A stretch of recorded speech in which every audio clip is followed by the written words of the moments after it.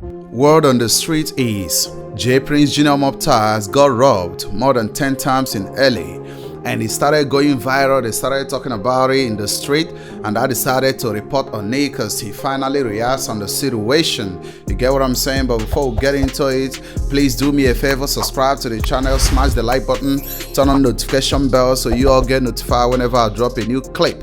Remember, this video is for entertainment and educational purposes only, so everything remains allegedly. So right here we go again. So I started making some researches, trying to find out what actually happened to J Prince Jr. in LA.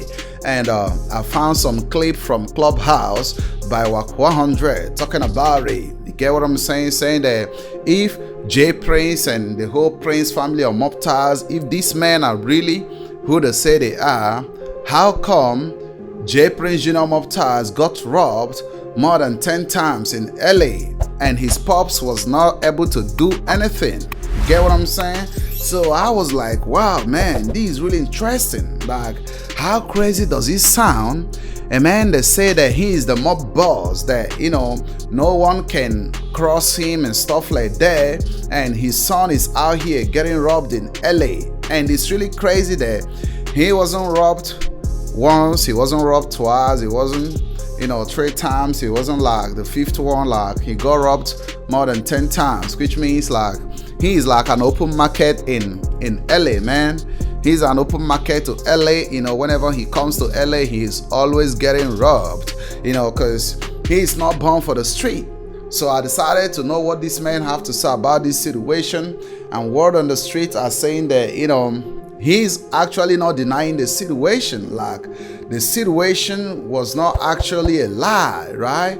The Wack 100 wasn't really lying about the situation initially, allegedly. You get what I'm saying? Like, that's a real situation.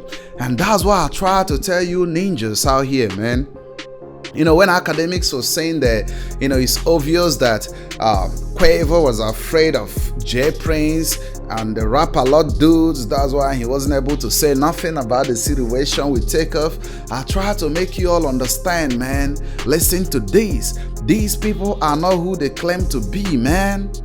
These people are not the people they claim to be. You get what I'm saying? Because in some of these situations, you can say the only place that these people are strong is when it comes to Houston. Because, when Charleston wanted to go to Houston, to do a show or stuff like that, the mayor of Houston told him he can't come because, he's having some misunderstanding with J Prince and stuff like that. You get what I'm saying? So this man was only able to control the affairs that goes on in Houston. You get what I'm saying? They were only able to control the affairs that goes on in Houston, but outside Houston, man, these ninjas ain't doing nothing out here in the street. You get what I'm saying? They ain't doing nothing out here in the street, and that's real talk, man. They say J Prince Jr. Mobties got robbed more than 9 times or 10 times in LA, and he was actually going crazy. And I was like, okay, cool. If this man is really calling himself a mob boss, how can he sit back and watch his only son get robbed more than 9 times or 10 times in LA, and he's even not doing anything about it, man? That's actually crazy. You get what I'm saying? Like, if you really understand how the street works, and if you really understand how the street works in real world, when you go out there and you leave your city and go to another city, or you leave your state to another state, you go and find out that you still have to possess the same power you possess in your own state, man. Because this street credibility, you get what I'm saying? This is about street credibility, man. Like, you can't say that you're running the street in Houston, and when you go to LA, you can't even, get yourself some protection not to get robbed and stuff like that. It's actually crazy, man. It's actually crazy, and you all already know how the Mobties do, man. They do a lot of talking. You get what I'm saying? When you do a lot of talking, you're simply telling us that you are weak. You get what I'm saying? Because, action speaks louder than voice, and the whole thing that goes on in the entertainment world, man, you have to understand it. This is what goes on in the entertainment world, man, because these ninjas out here with a microphone are telling you all that they are born for the street, right? They are telling you all, showing you all that street life and stuff like that. But when it gets real, right? When it gets real, they ought to do nothing, right? They end up disappointing you all because they are never made for the street. That's why they call them an artist, man. These are men that just, they can just pick up the lifestyle and portray the lifestyle in the music video, in their lyrics and stuff like that. But when the street start catching up with them, you go and see that these men are not really born for the street, man, because they're out here rapping about things they are not doing in real life.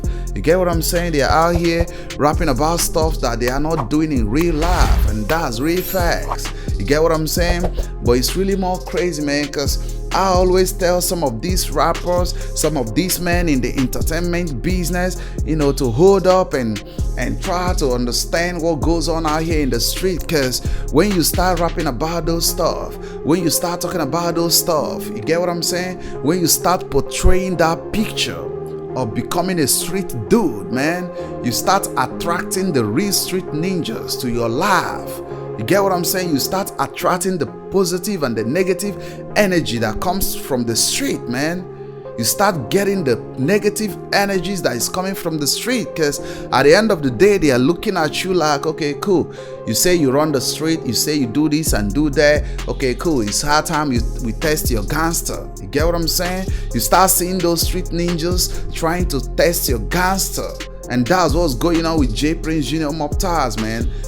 He have to open a record label, and the name of his record label is Mobties, man. And he's telling you he's the mob boss, man. That's really crazy. You get what I'm saying? It's really crazy, man. You can't say that, man. And you are getting robbed more than 10 times in LA. And he's not trying to deny the situation, because, there's word on the street, man. You get what I'm saying? He's not denying the situation. He's not denying the situation. That really means that, it's really occurring. You get what I'm saying? Those things are reoccurring in his life. That whenever he goes to LA, he doesn't, he always get robbed. And right now, he doesn't want to go to LA, man, because he knows that it gets real out there in the street of LA. But it's really crazy, fam. Like, you have to think about it. Get what I'm saying? Like, you all have to think about it and know how it works out here in the real world, man. You go on those rap songs and you're rapping about street life, how many people you killed in the street, how many people you did this and did that and stuff like that. Those are all fake life, man. Those are all fake life, man. They are just trying to sell themselves, man. They are just trying to make sure they put their brands out there, man. Those are just branding, man. Those are just branding. And I tell you the gospel truth about these people in the entertainment world, especially the J Prince and the Prince family, and they are just about the entertainment business, and that's how it works.